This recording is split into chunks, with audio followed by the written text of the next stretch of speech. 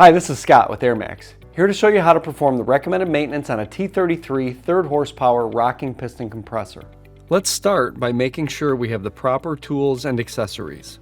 Crescent wrench or adjustable end wrench, a 1/4 inch ratchet, a T25 Torx by 1/4 inch socket, a T25 Torx T-handle optional, a T27 Torx by 1/4 inch socket, a T27 Torx T-handle optional, a 1/4 inch torque wrench rated for 1 to 120 inch-pounds for reassembly, a 7/16 inch socket, a 1/4 inch nut driver, a number 2 flathead screwdriver, a pick tool, anti-seize, and a heat source optional.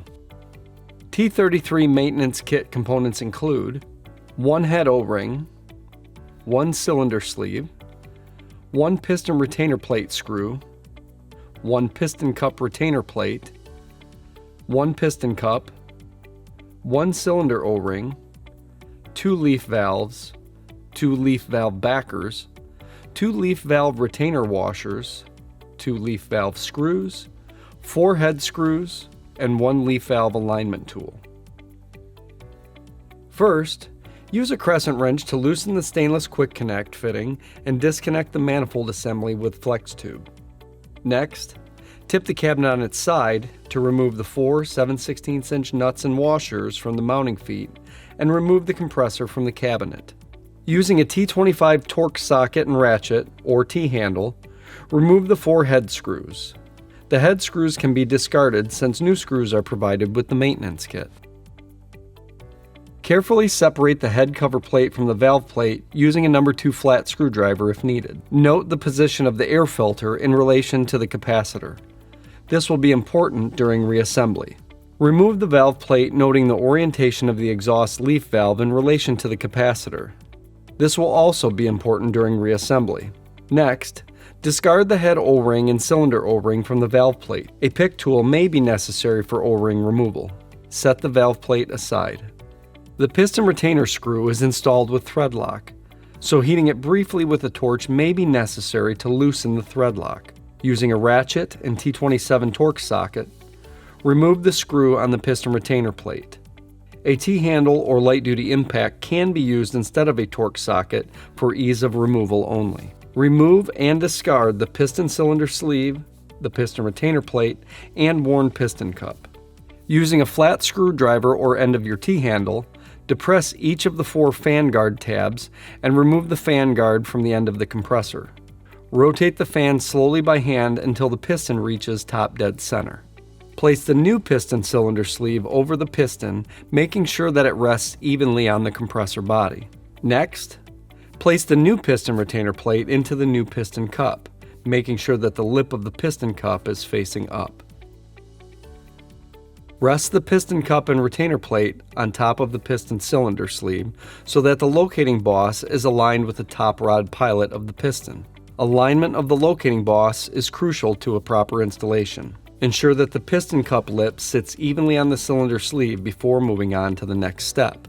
Using a T27 Torx socket and ratchet or a T27 T-handle, slowly thread the new piston retainer plate screw in until it makes contact with the retainer plate.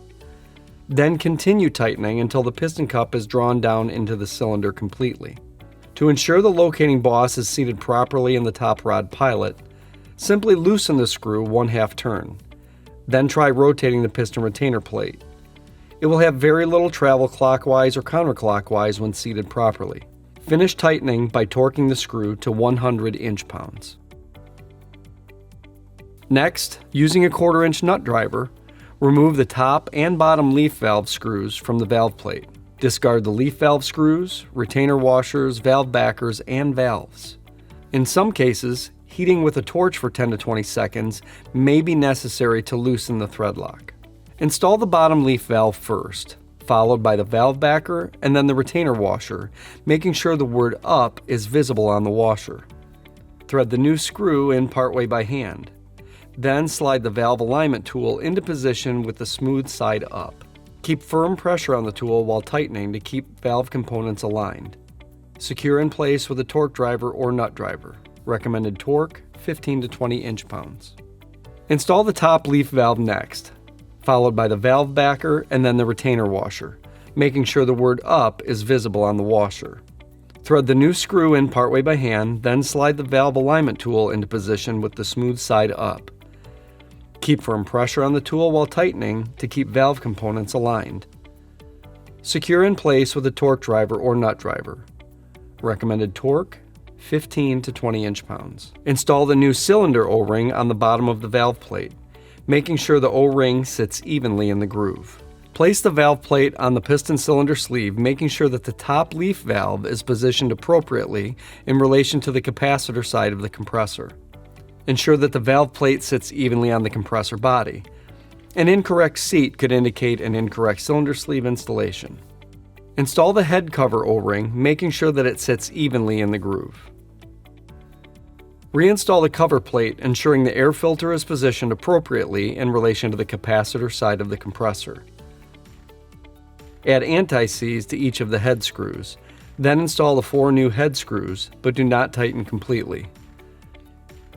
We recommend going back and forth between the screws in a W pattern to ensure that the screws are evenly secured. Torque all 4 screws to 47 to 50 inch-pounds. Turn the fan by hand to ensure the piston moves freely before reinstalling the fan guard. Finally, reinstall the compressor in the cabinet and secure in place using the 7/16" washers and nuts. Next, attach the stainless quick connect fitting and tighten using a crescent wrench to ensure the flare is fully seated.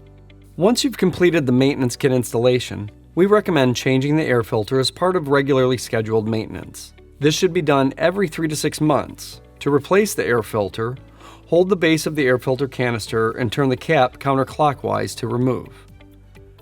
Replace the old air filter element with a new one. We recommend cleaning the cap inlet tube at this time, as debris can impede airflow.